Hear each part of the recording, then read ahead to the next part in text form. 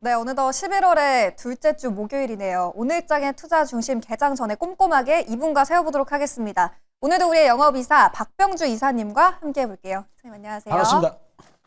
네, 저희는 오늘 첫 번째 이슈 제약바이오 쪽, 아무래도 이사님의 지금 제약바이오 쪽에 대한 시선이 어떨지 이분부터 체크를 해보도록 하겠습니다.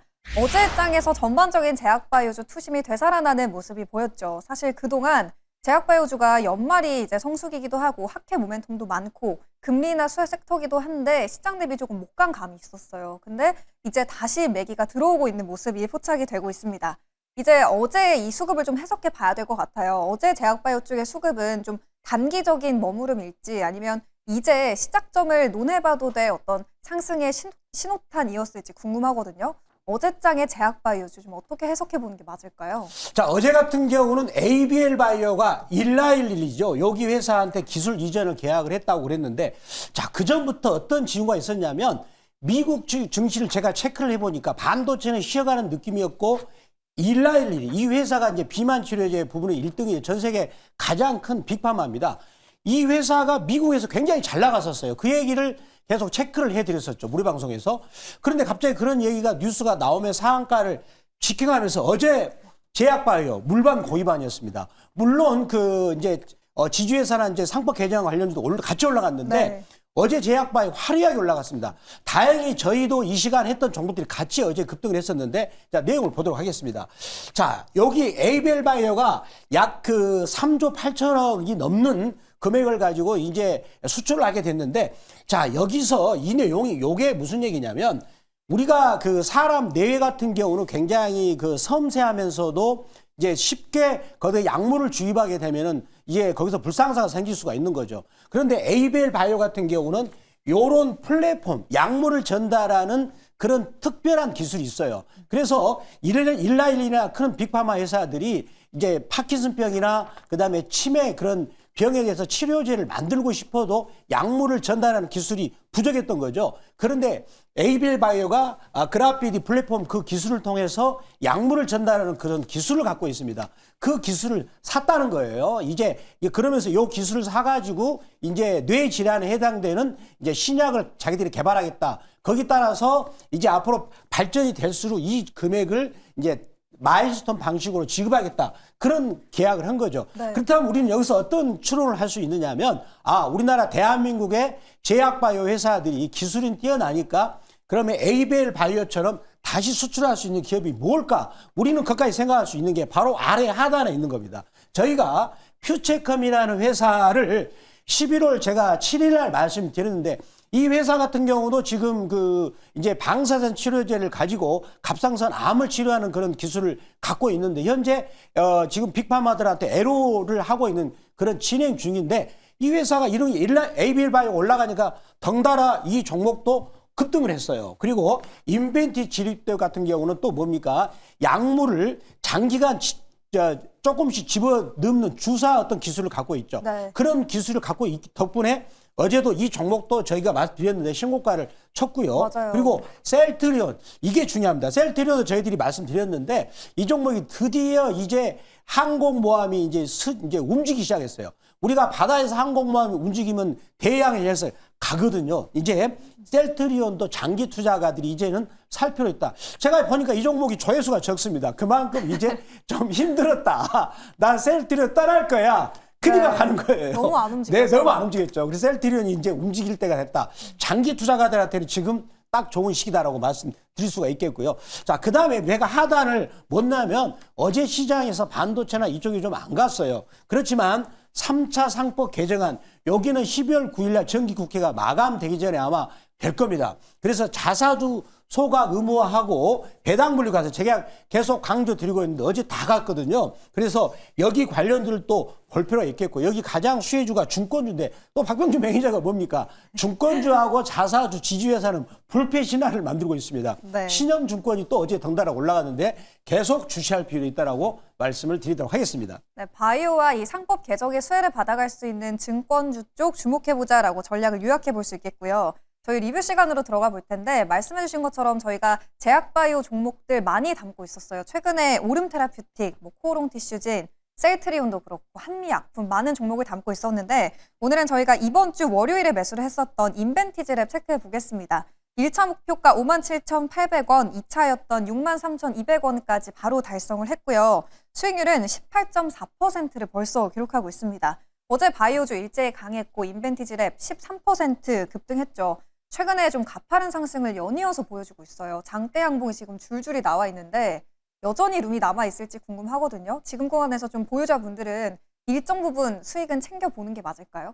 자, 보시면은 제가 요거를 한번 보여드리겠습니다. 네. 요게 이제 제가 이제 쉽게 이해하기 편하게 해서 악업이라 부르고 있죠. 모양이 그런 모양인데 이거는 볼저밴드입니다. 어느 상황이 좋아지게 되면 표준 편차값을 끌어올리는 거예요. 주가라는 게 상황이 좋아지면 주가가 스스로 올라가거든요. 누구나 이제 매수한 사람들이 많으니까 여기서도 악의 벌어지면서 쭉 올라가거든요. 여기서도 그동안에 악의 속으로 들어오니까 여기 저점에서 한 사람들이 이익 실현을 하고 이제 뭔가 주가를 끌어올리는 호재가 있으니까 악의입을 뚫고 갔을 때 그거를 이제 일봉에서 포착한 건데 네. 여기를 이제 막 뚫었기 때문에 거래량이 많은 자리를 뚫었기 때문에 요만큼 뚫으면 이렇게 가잖아요.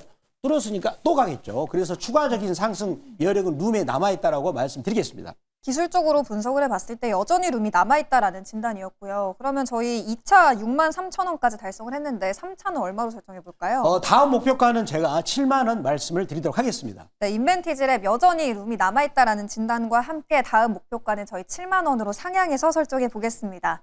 이제 오늘장 가장 집중해봐야 될 종목 꼽아보도록 하겠습니다. 첫 번째 주력 상품, 오늘 증권주 가져오셨네요. 네, 오늘은 제가 삼성증권을 들고 왔습니다. 네.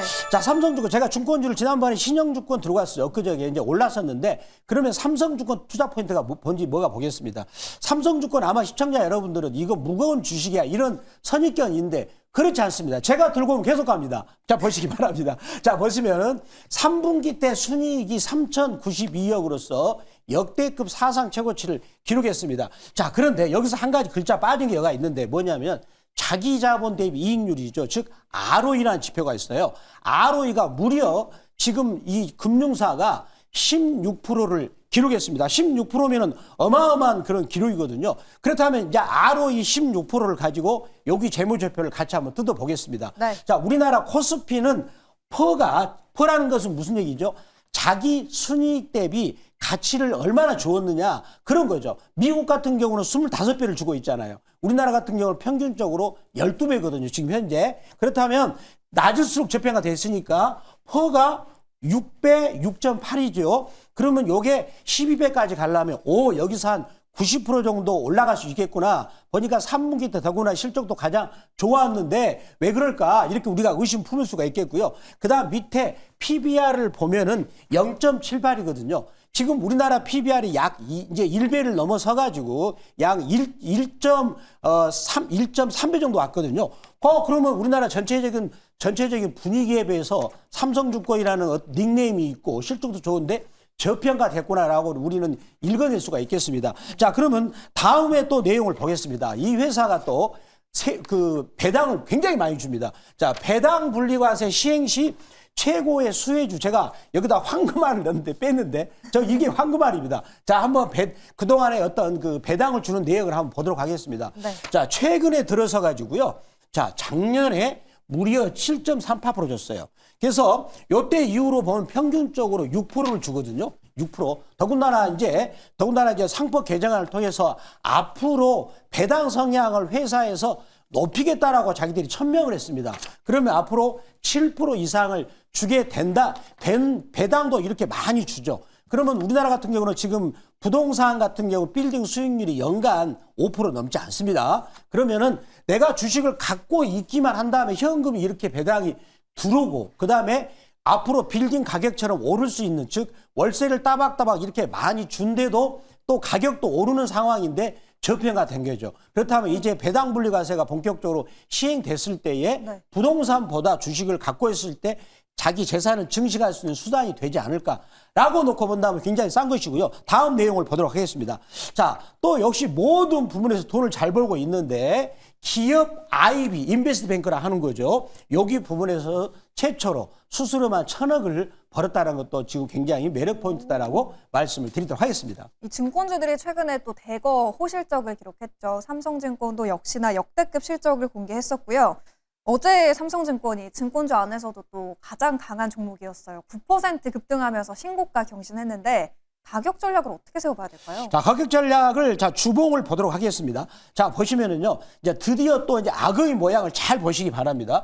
이렇게 악의 입속으로 들어오면 안 봐요. 그러니까 한 6개월 정도 나는 안 받겠죠. 그러다가 벌어지니까 지루함이 없이 기다리지 않고 보초병 쓰지 않고 쭉쭉 올라갔어요. 네. 그리고 나서 요거 악의 입이 많이 벌어질 때는 저점에 산 사람들이 이익 실현을 하니까 나도 이익 실현을 했겠죠. 그리고 나서 들어오니까 안 봤어요. 이제 여기를 벌려줄 때는 이렇게 지루하지 않게 올라가고 있는 초기다. 고점을 뚫었지만 올라가는 초기다라고 보면서 지금 현재 그래프상 본다면 지금 그 매수 포인트가 나왔다라고 말씀드리도록 하겠습니다. 어제의 삼성증권 급등은 오히려 본격적인 이 상승의 시작 신호탄이다라고 진단해 주셨고요. 가격 전략 어떻게 세워봐야 될까요? 자, 여기를 일봉을 보시면은요. 네. 자, 여기를 뚫으면서 벌렸으니까 살짝 눌러줄 때 저는 이제 미국 증시가 약간 오늘 아침에 반도체가 올라서 끝났기 때문에 아침에 사는 것보다 오후에 11시 넘어가지고 눌러줄 때 사는 게 좋다라고 말씀을 드릴 수가 있겠고요. 자, 매수가 범위는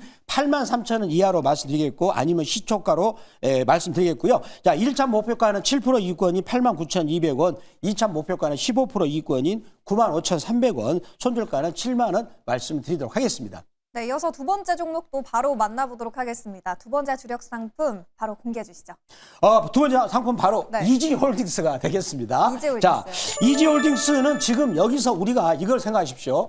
자, 다음 화면을 보도록 하겠습니다. 네. 보면은 이 투자 포인트에서 시가총액이 얼마냐면 2,832억입니다.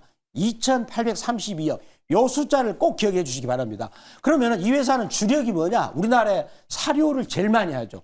이러다 보니까 내가 스스로 닭을 길러 볼 거야. 자, 육가공을 하고 닭을 기른 것을 자기가 또 육가공을 하고 나서 이제는 닭들이 이렇게 하면 잘 살아나네? 생명공학도 하는 거예요. 이게 계속 연상이 되는 거죠. 가장 주력은 사료입니다. 그런데 자, 여기서 이게 중요합니다. 우리가 지금은 이제 자사주를 소각하고 배당분리과세라는 세법을 개정해가지고 전혀 생각지 못한 새로운 제도가 만들어질 때 그 제도에서 수혜주가 뭐냐? 바로 이 회사죠. 배당률이 무려 8.4%입니다. 요 정도 배당이면은 우리나라 전체 지주사에서 랭킹 상위 안에 들을 정도가 되겠죠. 그래서 작년에도 무려 161억을 준 거예요. 그래서 고액 배당자들은 이제 배당분리과세를 통해서 세금을 절약하게 되고 따라서 이 전형적인 배당 투자는 좋은 종목이 되겠다고 말씀드리겠습니다. 자, 그러면 다음 재무제표를 또 보시도록 하겠습니다. 네. 자, 이 회사의 시가총액이 2,832억이라는 숫자를 다 같이 기억했을 겁니다. 그럼 우리는 뭘 보느냐? 매출액을 볼까요? 자, 여기서 보면은 지금 작년 같은 경우는 3조 2천이 나왔어요. 3조 2,800억이 나왔고요. 그 다음 밑으로 쭉 내려가가지고 영업이익이 1,234억이 나왔죠. 그러면은 이 회사는 매출액이 3조고 영업이 이 정도 된다면 적정 시가총액 아무리 부족하더라도 1조 정도는 돼야 된다. 왜? 배당이 8.4%이기 때문에 시가총액이 2,842억이죠. 물론 지주회사라는 그런 약점도 있겠지만은 배당을 그만큼 주기 때문에 이제는 적정 시가총액을 찾아가는 단계가 되지 않을까라고 말씀을 드리도록 하겠습니다. 네, 여전히 너무 저평가돼 있다라는 진단이었고요. 이사님이 오늘은 두 주력 상품 모두 이 상법 개정의 수혜를 받아가는 종목들로 가져와 주셨네요. 이지홀딩스 저희 차트도 한번 분석해 볼까요? 자, 제가 요거를 악의 보겠습니다. 네. 자, 저희들은 이렇게 악의 입속으로 들어오면 추세가 계속 하락이죠.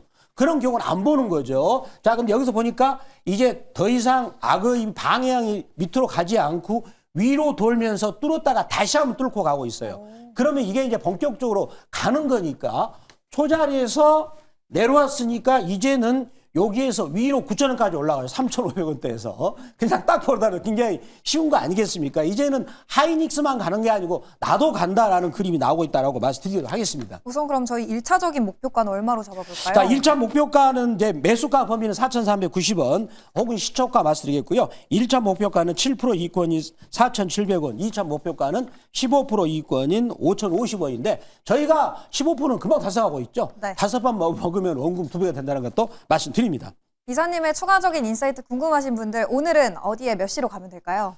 제가 손절가를 말씀 안 드려요. 손절가는 3,700원 말씀드리겠고요. 네. 제가 오늘 아침 8시에 역시 무료 방송을 합니다. 물론 저희 아들도 시험 보고 시험 봅니다. 아, 그쵸. 수능 보는데 응원하고 있는데 자, 8시에 무료 방송을 할 거고요.